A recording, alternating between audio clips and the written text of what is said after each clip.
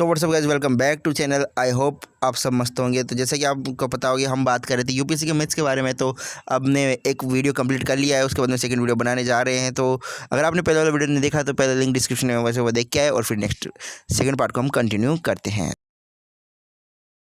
देखिए 16 घंटे पढ़ना जरूरी है कि नहीं पढ़ना जरूरी है, क्योंकि घंटे मैटर करते हैं। इस जगह मैं ये बात बता दूं आपको कि आप कितना पढ़ रहे हो वो आपको मैटर करता है, लेकिन पढ़ाई समय के अनुसार नहीं होती। पढ़ाई होती है अपना प्रोडक्टिविटी पे ध्यान दो।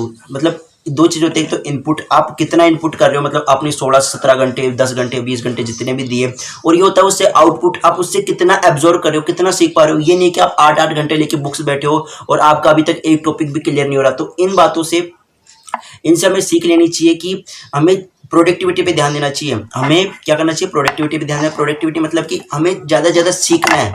जैसे आपका 1 घंटा कंप्लीट हुआ तो आप टाइम की तरफ ध्यान मत दो, आप टॉपिक कंप्लीट करो, और टॉपिक कंप्लीट होने के बाद उसको एब्जॉर्व करो, कि रिमेम्बराइज करो कि आपने कितना याद किया, कितना आपको समझ में आया, कितना आपको समझ में नहीं आया। तो इससे अपना समय भी बचेगा, समय वेस्ट नहीं होगा, और अपनी तैयारी में थोड़ा आपको मदद मिलेगी। तो नेक्स्ट क्वेश्चन हमारा, प्रीलिम्स में ज़्यादा से ज़्यादा क्वेश्चन अटेम्प्ट करने चाहिए या नहीं करने चाहिए।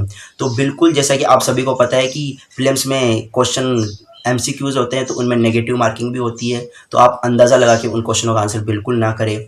आपको उन क्वेश्चनों का आंसर आता है तो ही करें। अगर आप क्वेश्चन अटेम्प्ट नहीं करेंगे तो आपके नंबर नहीं कटेंगे। अगर आप क्वेश्चन गलत अटेम्प्ट करेंगे तो आपके नंबर अवश्य कटेंगे, क्योंकि नेगेटिव मार्किंग है। तो इसके लिए आपको इस सवाल का जवाब देने के लिए मैं आपको यही बताऊंगा कि आपको ज़्यादा से ज़्यादा प्रैक्टिस शीट्स पे, सोल्ड पेपर या प्रैक्टिस शीट है, उन पे आपको क्वेश्चनों करने की प्रैक्टिस होनी चाहिए।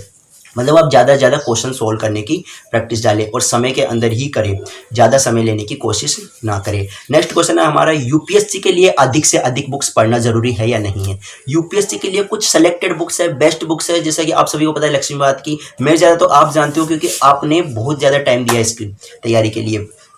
तो यूपीएससी की सिलेक्टेड बुक्स ही पढ़े, हर बुक्स ना पढ़े। कोई बोला कि वो पढ़ लो तो वो पढ़ने लगे, कोई बोला वो पढ़ लो वो पढ़ने लगे। तो ऐसे नहीं, सेलेक्टेड बुक ही पढ़ो, उनका बार बार रिवाइज करो। तो इस प्रकार से आप यूपीएससी की ज़्यादा बुक्स पढ़ने की जरूरत नहीं है, कुछ सेलेक्टेड बुक ही पढ़ के आप सिलेक्शन ले सकते हो। इन सब के लिए आपको क्या करना है, जो टॉपर्स है उनके इंटरव्यूज़ को ध्यान से सुनना चाहिए, उनके द्वारा बताए गए इंस्ट्रक्शन पे ध्यान देना चाहिए। तो इसी प्रकार आप यूपीएससी की ज़्यादा बुकें ना पढ़ करके, यूपीएससी की ज़्यादा बुक ना पढ़ करके कम बुक ही पढ़ सकते हो। और बेसिकली आपको बात बताऊँ, आप कॉन्सेप्ट क्लियर करने पे ध्यान दिया करो, ना कि रटने पे। क्योंकि रटोगे कहाँ तक रटोगे, क्योंकि शुरुआत में जब तैयारी स्टार्टिंग करते हैं तो यूपीएससी की स्टार्टिंग होती है एनसीईआरटी से। तो एनसीईआरटी की 6 से 12 तक की 52 बुक्स है, 52 प्लस बुक्स है।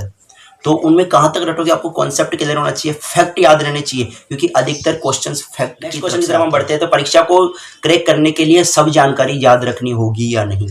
बिल्कुल सारी जानकारी आपको याद रखनी होगी। विशेषज्ञों का कहना है कि इस परीक्षा में सफल होने के लिए कैंडिडेट में जानकारी रटने से ज़्यादा कॉन्सेप्ट क्लियर करने पे ध्यान देना होगा। मतलब मैंने पहले बताया था आपको कि रटना नहीं है, अपने को कॉन्सेप्ट क्लियर करना चाहिए। आपको अपने को पता रहना चाहिए, किसी अगर टॉपिक के बारे में पढ़ रहे हो तो उस टॉपिक के जीरो से लेकर टॉप तक की सारी नॉलेज अपने को पता होनी चाहिए, स्टेप बाय स्टेप पता होनी चाहिए। क्योंकि पॉइंट्स में ज़्यादा आंसर देना है अपने को, ऐसे थ्योरेटिकल नहीं लिखना। अगर थ्योरेटिकल रामायण लिखोगे तो कौन चेक करेगा, किसी को इतना टाइम नहीं है। उनके पास बहुत सारी कॉपीज़ है, बहुत सारी कॉपियाँ, तो उनको चेक करने में इतना, टॉपिक बाय टॉपिक मतलब पॉइंट बाय पॉइंट उनको अपने को लिखना है। तो अपने को कॉन्सेप्ट क्लियर होनी चाहिए, अपने को रटने वाली बातों पे ध्यान नहीं देना चाहिए। तो इसी के साथ हम वीडियो को एंड करते हैं। अगर आपको वीडियो पसंद आए तो वीडियो को लाइक करना, और इसमें कुछ कमी रह गई हो या कुछ अच्छा लगा हो तो आपको कमेंट करके जरूर बताना, ताकि हम नेक्स्ट वीडियो में हम इसके ऊपर सुधार कर सके। तो धन्यवाद आप सभी का, thanks for watching, thank you.